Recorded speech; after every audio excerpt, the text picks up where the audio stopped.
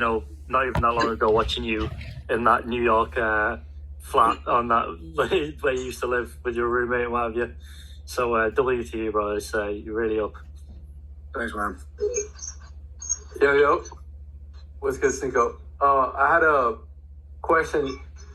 Something personally that I struggle with mentally. I struggle to put out content because I don't feel like I'm worthy to put out content, right? So I want to put out I listen to Andrew Tate a lot, so I have a lot that same philosophy. So, but I don't have the 84 fights. I don't have the 4 championships. I don't have the millions of dollars. So how can I go about that? Should I start posting content now or become the man and then post content? Yes. So people are not going to take it seriously if you don't take yourself seriously. And I'm not saying you don't take yourself, but like you need to be completely confident in yourself in order to be talking about those types of issues. So I think that you need to become the man too and be confident and be able to, well, it's going to show. Like if you're insecure or if you're not completely, then you're not going to be able to say the same stuff that like Andrew Tate is saying, for example. So that's not something you can fake. And people are not going to want to hear that from you if you don't 100% believe it. So that doesn't mean you need to go and win 4 kickboxing titles, but you gotta be the man in real life in order to talk about that stuff. For sure. Yo, I've noticed a common theme on here. I don't necessarily have a question, but just to echo up on the main topic that's coming up is something that I did, and I think it was Vigoronomy, but something that I've been doing as well is I've documented and I put the videos on private, right? So just document now. If you're questioning people, not respecting you, at least document what you're thinking now and put it private. And as you continue documenting, whenever you build that confidence to actually release it, you're going to be thankful that you have that information now, because you're never going to be able to go back and record that information. You know what I mean? So at least upload it to YouTube and then just keep it private, or buy like an external hard drive and then have that storage, because I promise 5, 10, 15 years from now, you're going to be like, fuck, I wish I would have recorded what's going through my mind. So for you guys that are asking about content, I think that would be a very valuable thing. Just have the information, guys, because you're not going to be able to go back and get what's in your mind at this very moment. I'm telling you, you're going to be thankful that you did it. Recording does not mean you have to put it in public. Just remember that. Yeah, that's a very good point, my guy. Shout out to Hey, that was fire, bro. That was fire. This is Rod Eric, bro. That's the approach I took. Shout out to Fresh, man. I pretty much recorded everything for about 2 years before I released anything. I did all my traveling. I did all my networking. And when it was time, YouTube chose me. I didn't choose YouTube. So it was time. It was like everything aligned, and I'm releasing it now. Yeah. So it's like a movie, right? All these Avenger movies, they made that shit years ago. They just releasing it now so that everybody can enjoy the work that they put in years ago.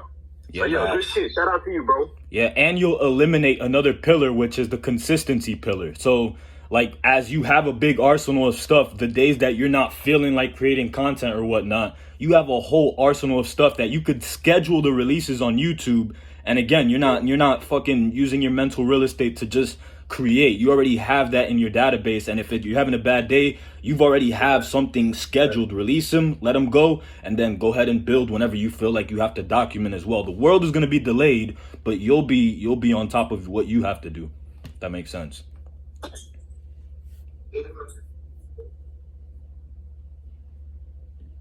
So, I had a question. When you said dropping videos, because you're going to be traveling and stuff like that, have you noticed a difference in the algorithm when you drop videos in other countries? No. When I was vlogging, when I was still on YouTube, no, I didn't notice a difference in the algorithm. I think the same thing applies. It doesn't really factor in where you're uploading the video from. And you can get more creative with the thumbnails. I mean, thumbnails, you always want to see blue sky and green grass. It's got to be really bright, which is easy to do if you're traveling. No, I didn't really notice a difference, but I don't really think about like algorithm stuff anymore because I'm not on YouTube. Gotcha. Yeah, I can actually answer that in a little bit more detail. Yeah, go The ahead. YouTube algorithm always bases like your demographic location off of where the account was started. So like if you started the account in a foreign location, theoretically you could get more views, like some certain creators have, by being in like smaller countries that it's easier to go viral in and stuff like that. But that's like old YouTube, right? So it does have a weight on terms in terms of like your discoverability. But once again, it always resorts back to where the account was originated from. So let's say if I started an account in LA, but I'm in Dubai filming some content, I release it in Malaysia, would it make an effect on the video? That's basically kind of what I wanted to know. Yeah, when you upload it to the account, it still considers that account to be like US based. Gotcha. Cool. Thank you, G. I mean, the same way I would put it, it's not more on where, even if you say you're in a different country, sure, the primary country you're in is going to have exposure to it first. But then again, it depends on how much exposure, like either Twitch, YouTube, or even Rumble in this case will show to other countries. Like when I streamed on Twitch for a bit, like so depending on the time I streamed, I would have interactions with people from across the world. Either it be UK, it could be from India, it could be from Singapore, it could be from all over. So timing is also important. Yeah. I got a question for you, Sneeko. Okay, I'm gonna make this the last one that I gotta get ready for this stream later. So, all due respect, man, I'm not trying to boast about anything or my following, but when you came up on your, let's say your stardom, right, and you started to have people like reach out to you for podcasts, because that's starting to happen to me, man. I'm starting to have people hit me up telling me that they want to start a podcast with me, or they want to have me on their podcast, and generally I sort of feel like it has to do with for lack of a better term, and I hate to say this word, but like the fame, the attention that I've received lately. How did you approach that situation when you were in my shoes? People saying, yo, Sneeko, let's start a podcast together. Like things like that. That's Fetchy, that's 100% why they're asking you that. There's no doubt. Like that is the reason that they're asking you to do it now. I'm kind of just used to that. I know that in this game, and I was just talking to Gideon about that. I kind of ignore that. I think I'm a pretty genuine person, so I have good intentions, and I think that people want to meet but I mean, like in this content game, it's all about if you can bring views or not. So that's just, you gotta always assume that, and that's probably the case. I think it'd be good to show up on people's podcasts, to start a podcast with somebody. No, it's got to be somebody that they're close with and that you actually have verified chemistry with, or else it's gonna 100% the podcast is gonna fail. Guarantee you after 2 episodes. So it's good to show up on people's platforms, but try to figure out like what the angle is, if they're going to try to make fun of you or like why they're going to have you on. I think it's pretty easy to tell. But if it is about views, that doesn't necessarily mean it's a bad thing. As long as you're both benefiting, which you will if it's a good podcast, you might as well do it. Appreciate that. Yeah, man, I appreciate that. Hey, Sneeko, if you could just check it that right, I just sent you a message about like the America First. Like I used to be a part of that. So I think it'd be cool just to touch bases with you on that. Okay, I'll check it. Appreciate it. All right, Sneeko, you got no time or you got to head up? I'll take one more. Okay, guys, one more question for Sneeko, and he's out. Hello?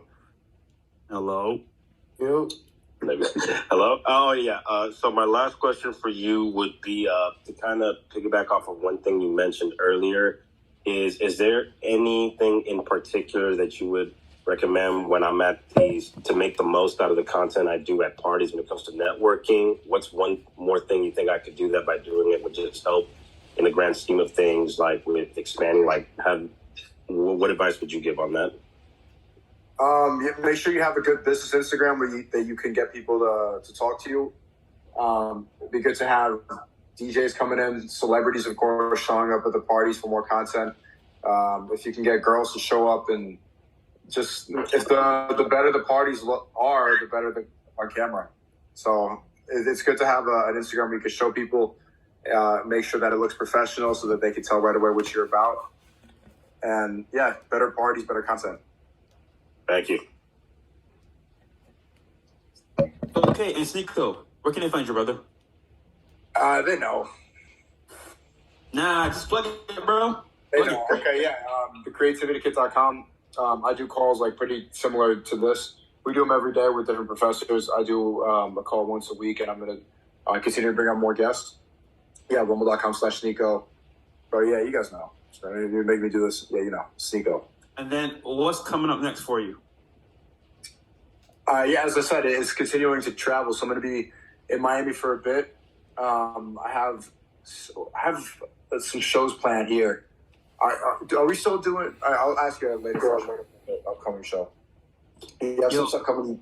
What? Yo, Blind Date podcast tonight on my channel. What's on? 9, 10. Yeah, 10. Let's do it. I got a baddie on the way, bro. Just one? 1 or 2. W Wingman. All right, man. Yo, guys, this was an awesome call, Sneako. Shout out to you for coming through. Much love. And Sneako, one last thing, brother. One last thing. Drop to the floor and give me 10 push-ups. You do it first. I'll do it. Yes, sir. Yeah, I'll do it with you, Sneako. I'll do it with you. Let's get the network going. Hold up. This is about you, bro. Okay? It's not about me. I did my push-ups. I went to the gym today. I know Fresh didn't go to the gym. Hold on. Excuse me? Excuse me. Oh, shit. Hold up. Shireen Patel's doing it. Okay. Yo, you guys do push-ups while I eat chicken. Fat G, man. It's a big ass chicken, nigga. Goddamn. Hold on. I'm doing push-ups. I gotta do it. Okay. All right, guys. I'm gonna start recording here. Pretty much. Recording stopped. And this was a great call, man. Wait, who just farted? Okay, guys. I'll see you guys probably tomorrow for another call. And then this week we're gonna do Lucario and Miles as well. I think on Thursday at 4:30 p.m. All right. 10-4. Yes, sir. Thank you. Yes, sir. Yo, yeah, That okay. sounds good. Oh, Hey, thank you guys for listening and thanks for your time. I appreciate it. We appreciate Thank you, man. you, Thank you. Thank you, man. Thank you. Appreciate it, bro. See you later, handsome. This nigga. Pause. Hey, yo. Oh my. Yo. So no podcast today. At least no main podcast, but I'll probably do one myself with some girls. And yeah. So see you guys in a bit. Yes, sir. See you later. Have a good one, everyone. Wait, what'd you say? Yo, peace. Okay, bro. That nigga gay. All right, man. Peace. Yes, bro. Talk later. All right. Oh, funny. These niggas.